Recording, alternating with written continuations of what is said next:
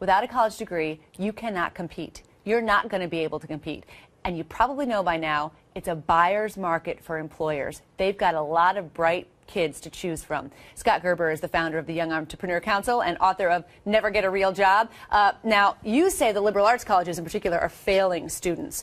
Why do you think the kids are graduating with a 4-year degree in liberal arts and they're just not ready here? There's a huge skills gap in America, there's no question. So you have a lot of students that are graduating in majors that maybe 10, 20 years ago were very viable, that today they're just not. An English major today is not getting the same quality of graduation to employment that their predecessors did. And we know the highest paid English major, English degree holder, is someone who writes for technical material for STEM, science, technology, engineering, and math. Correct. The reality is we need to start putting more practical parts of education into the liberal arts system so that if you literally come out with an English major, you know how to start a tutoring service, whether that was your dream or not. So this is the entrepreneurship part of it, right? Absolutely. Because and I've said before that I think that every college should have required entrepreneurship. I mean, when I went to college, you were required to take a library course, right? Think how things have changed, how far we've right? come, exactly. So what about an entrepreneurship course? Because you're not necessarily going to get that employer who's going to hire you for 30 years or invest in your training. 100%. So the first thing is to say that,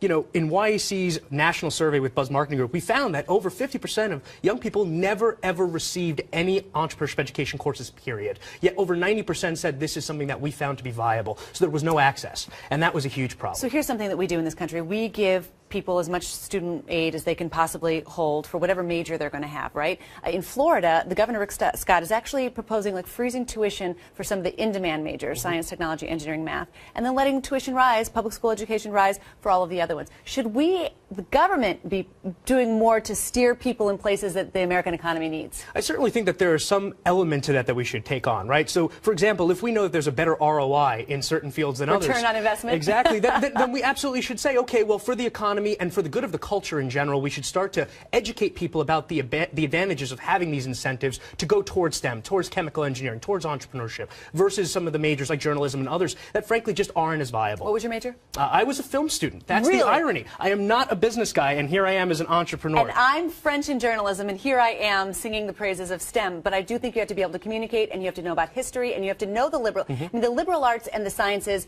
and the technology have to go together with entrepreneurship. That's the only way we're going to compete.